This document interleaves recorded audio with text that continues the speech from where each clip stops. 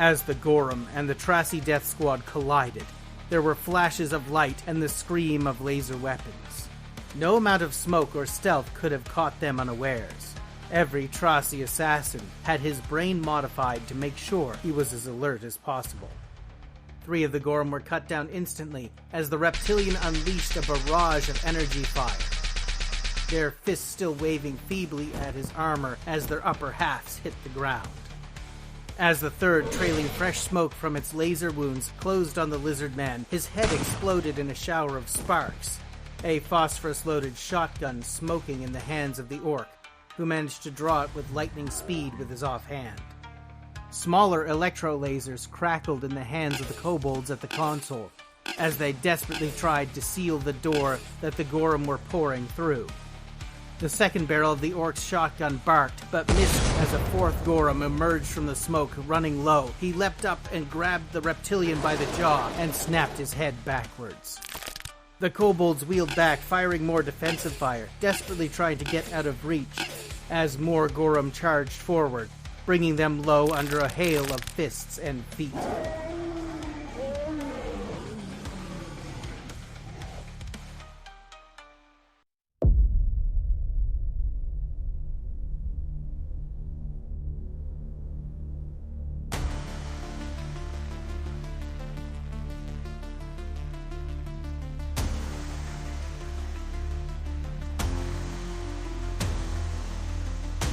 Welcome back to Swords Against Madness, an experimental fusion of storytelling and solo fantasy role-playing games.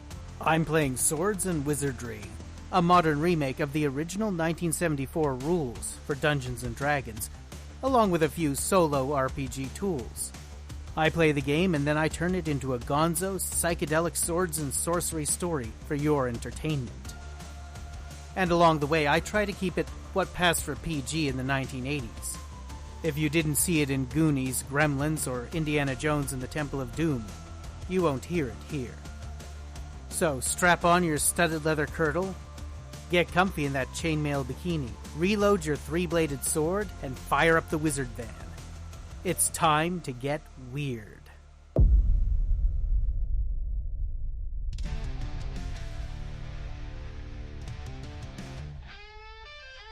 I have a lot of death and destruction in store for you this episode, and I intend to dive straight into it. Shosk hissed and cursed as he hammered away at his console. Eventually he managed to find a camera with a clear feed, if one spattered in blood. He could see his fellow reptiloid sprawled out on the floor, still gripping his laser machine gun. Well, for a moment anyway, before a Gorum foot hammered down on the chest as the creature reached down and pried the weapon from his fingers. The orc danced briefly into view, dodging fists and teeth as he moved and readied his shotgun. The first blast blew a smoldering hole into the chest of one of the Gorum that was attacking him, leaving him sprawled out on the ground. The second blast went high, merely grazing another Gorum's shoulder. Then briefly a kobold crawled into the corner of the view. Bloodied, shaken, but still in the fight, it aimed its blaster to attempt to help the orc, only to have the barrel of the device explode in a stream of sparks. Then the barrel of the laser machine gun came up and down, crushing the kobold once and for all. Behind the creature's gnarled and pierced leg, he watched in horror as another Gorum got a hold of the orc's throat and squeezed. The shotgun clattered to the ground, and then the orc's lifeless body was dropped in a pile in front of the camera. Then the camera too went blank as a foot came up and stomped down on the helmet to which it was attached. Crackling through a radio receiver, he could still hear the Gorum roaring their triumph.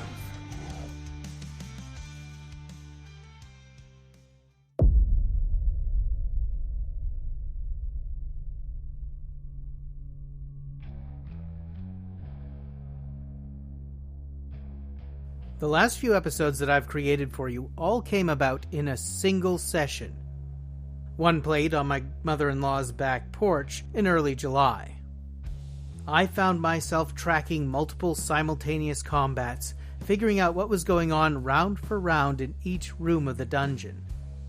That's very hard to express here, especially as almost everything that has happened in less than 2 turns. And the action isn't quite ready to slow down, at least not yet.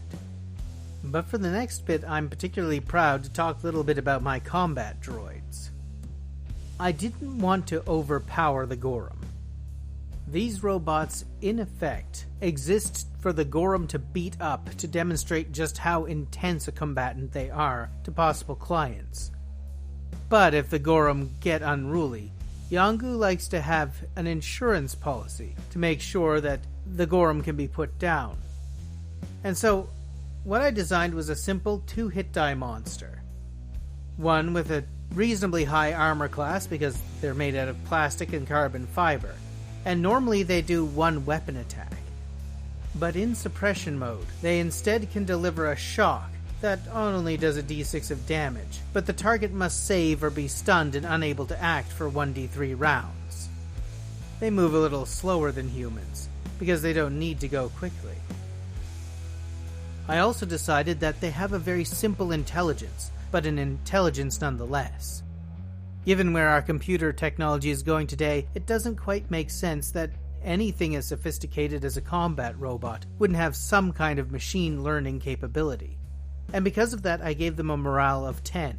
These robots can get worried and decide they're going to back off from a fight they can't win. I wasn't sure just how long these robots were going to last against the Gorum. And I had Miria roll a separate roll for each of the robots. She only managed to get 2 of them active, although I had originally put 3 in the room. And so, even as this battle was going on, I was paying close attention to their efforts to get out of the next room now that they've ruined the door. Because if they can't get out of reach of the Gorum, they are doomed. In this situation, I was forced to make a handful of other decisions about how I was going to handle the science fiction elements of the game. Thankfully, I have handy a copy of White Star, Swords and Wizardry in Space Galactic Edition. It's a cool little game that uses more or less the same rule set I'm using now, but it mashes together elements of Star Wars, Star Trek, Transformers, Andromeda, and a bunch of other classic sci-fi series to create a funky new sci-fi setting. The game makes a lot of tips of the hat to another classic role-playing game, Traveller, the first real space exploration sci-fi role-playing game, which came out around 1977. Characters in White Star, like Traveller characters, roll a life path with several events at different stages of their life that enhance their skills. The skills work kind of like a Thief's Listen skill. Everyone has the ability to use a skill as long as they can roll a 1 on 1d6. But as your character has had adventures and developed their abilities, those numbers go up to 2 or 3, making it more and more likely you're going to succeed. Also, your ability score bonus, if you have one, applies to the roll. And so for Miria, I generated a backstory based on what we already knew about her. She had a signet ring, so she was a member of some kind of galactic noble family. She spent years traveling and learning how to work spaceships and computers. From that, I was able to give her a handful of skills that would help her in hacking robots and getting her way through the trouble she's currently in. For Olan and Rayya, it wasn't quite as clear what I would do. I decided that they wouldn't start with skills, but they would have a number of slots to train until they were an equivalent of the characters from White Star when I needed those skills to show up for science fiction adventures.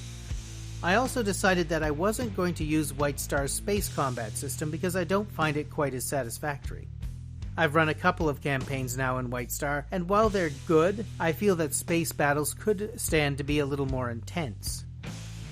Thankfully, I have run a solo science fiction game using another system that is 100% compatible with other old-school games, and that is RPG Pundit Presents Number 100, Star Adventurer, which I used in my very action-heavy solo RPG campaign, Starfarer, which still sits on Blogger as a readable series of posts. It ended rather abruptly in a TPK, which I sure hope isn't going to happen here. I will be linking to my original adventures in Starfarer, as well as linking to these 2 games in my show notes this time, and my reviews for them on Welcome to the Death Trap. I will eventually publish my own rules for science fiction adventuring using swords and wizardry based on these systems for your use. But that's enough jawing for now. Let's get back to the action.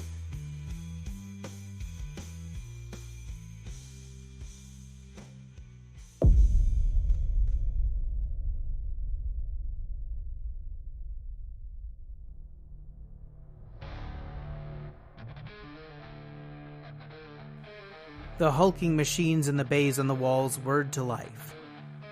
The panels where their faces would be, were they real men, began to glow and pulse. Boot sequence data in glyphs only Miria could understand scrolled past their faces in the air as Miria watched with anticipation. Olan could make neither heads nor tails of what was going on and so pulled an energy rifle off the rack. It looked enough like a crossbow that he understood how to handle it and point it at the very least. It took him a moment, but he discovered a slick glass panel that when he ran his thumb over, caused the device to emit a Gaussian whine as it charged up. Like I said, just like a crossbow. Rayya paused long enough to roll her eyes, but all the same she grabbed a small hand weapon from one of the wall racks and then rushed up the set of stairs off to their left to another hatch. There wasn't enough time to worry about Miria pulling wires apart and binding them together. She grabbed her poor bent shield and her sword and began working the door frame, trying to figure out exactly how to make this open.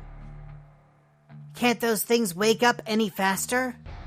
Yanghu is cheap and these stupid things are 400 years old. Will they even be able to hold the Gorum off? For a couple of minutes, maybe? Rayya spat and got back to work. The first door had been an experiment, but she was quite certain how to pry open this one. Hopefully she wouldn't completely ruin it this time. She got her sword carefully under the door frame and twisted it just a little, prying the door the few inches she could manage without breaking her blade, and then she wedged the shield underneath.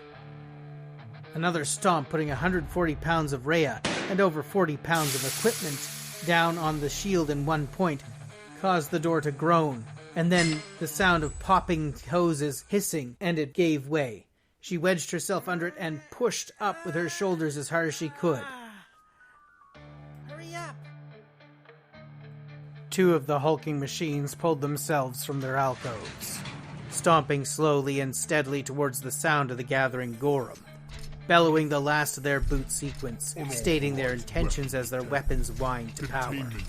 Ready and willing to beat every Gorum in the structure to a bloody pulp to restore order on Yanghu's behalf. Completely unaware of the existence of the intruders behind them, thanks to a quick hack to their sensors. Olan and Miria scrambled up the stairs and ducked past Rayya. She pulled herself swiftly in, kicking her now ruined buckler down the stairs. Quick! Close the blast doors! Miria waved frantically at a panel on the wall. Rayya lunged over, grabbed hold of the lever, and turned it hard.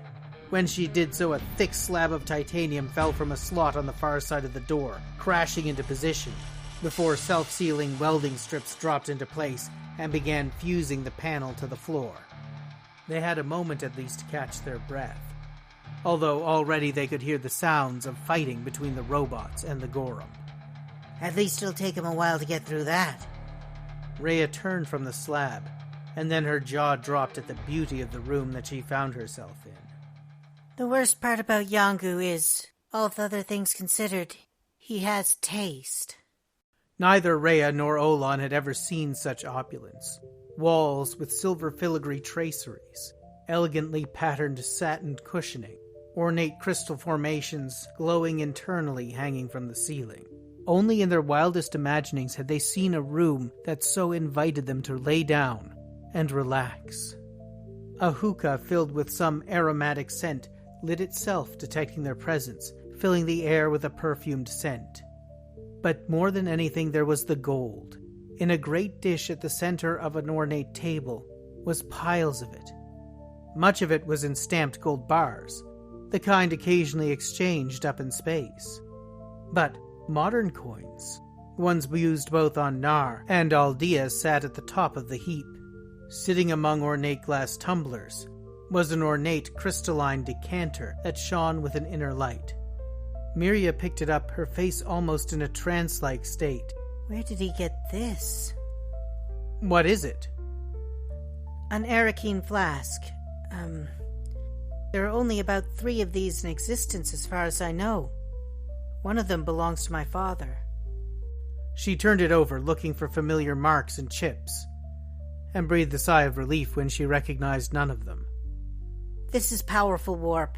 Something we might be able to use. She moved out of habit to tuck the object away, then realized that her bag and her clothing was still in the main room, and so handed it delicately to Rayya. I wish we could take this all with us. That bowl has got to weigh 500 pounds. There's no way we're going to be able to carry that through the jungle. I know, and it hurts to say so. A sudden thud from behind them snapped them from their reverie. The Gorum were still on the hunt, and they were cornered. Miria charged up the energy pistol she had collected from the walls downstairs. Chances are we can come back for the gold. I seriously doubt Mormont will come back for it. The Gorum won't care. Then she paused, and walked swiftly over to one corner of the room. Oh, thank the void, a first aid kit. First aid? But we're not hurt. Not really. Not yet, anyway. It might be able to cure my radiation sickness. Now let's get the hell out of here.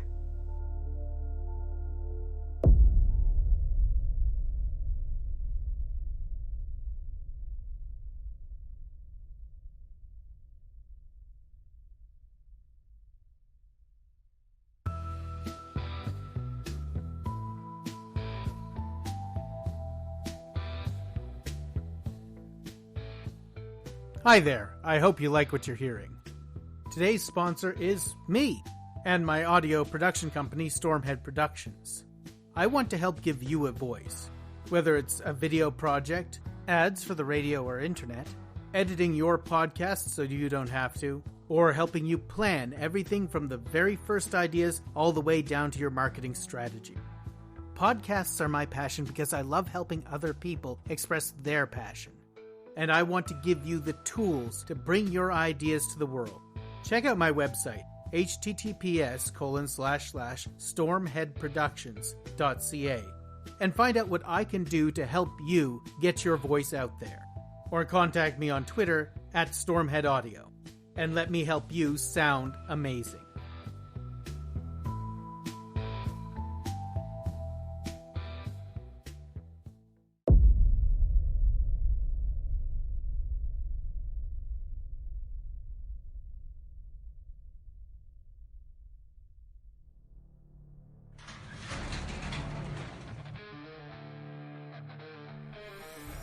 Unauthorized weapon detected. Containment breach detected. Unauthorized activity detected. Suppression mode authorized. The Gorum wasted no time at all. Fun had arrived.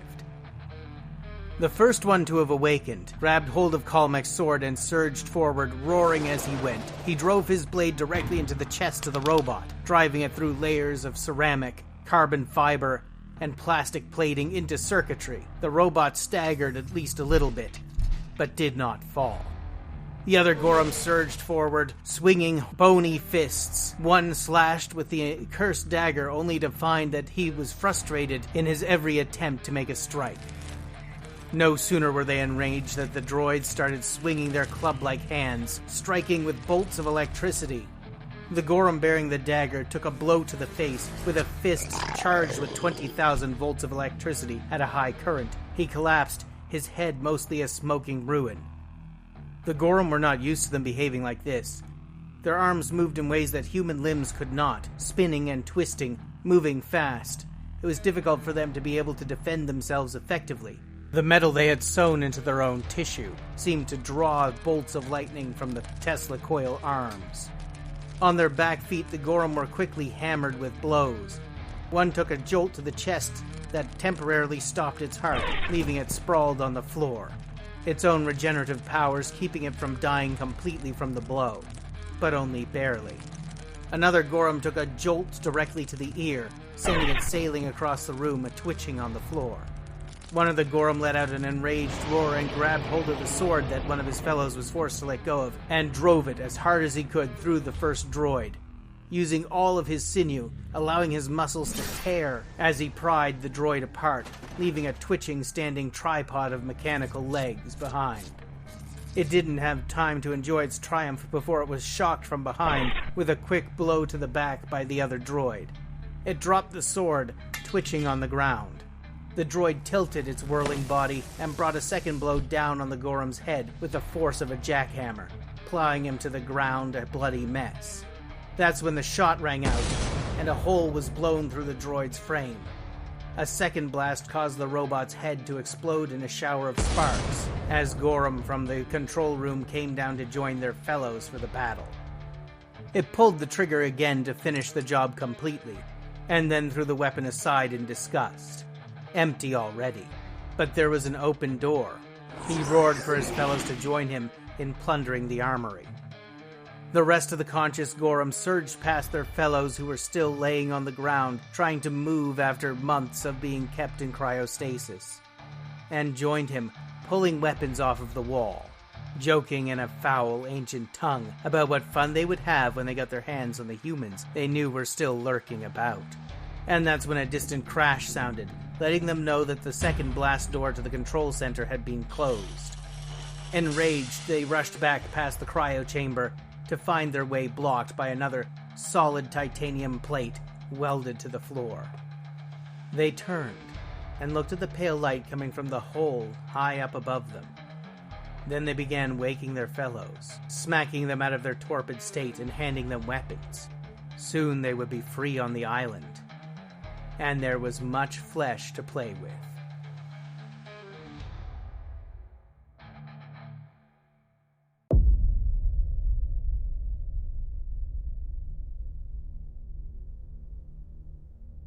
Thank you so much for joining me for another episode of Swords Against Madness. As always, it's been a wild ride, and I am grateful to you for coming and listening to it. There is a lot of companion material I generated over the course of this adventure. You can find it in the show notes at swordsvmadness.stormheadproductions.ca, where I keep monster stats, magic items, and other content I create for the game, along with maps, character sheets, and even samples of my role-playing games. I also love hearing from my audience. You can reach me on Twitter at swordsvmadness. The music in this podcast is generated by me, Brian C. Rideout, using Suno AI, and is available for download either on swordsvmadness.stormheadproductions.ca or on Suno, where you can find me under the username Donut Elemental. If you're interested in supporting the show, you can make a small one-time donation using PayPal on my homepage. Or if you're like me and you'd like to buy something, I have a number of products on DriveThruRPG and itch.io through my imprint Death Trap Games. You can learn more about that on my blog, Welcome to the Death Trap, which you can find at deathtrapgames.blogspot.com. And if you just want to shoot the breeze about podcast production, it's one of my favorite topics, and you can reach me at brian@stormheadproductions.ca. Until next time, play hard, roll high, and think weird.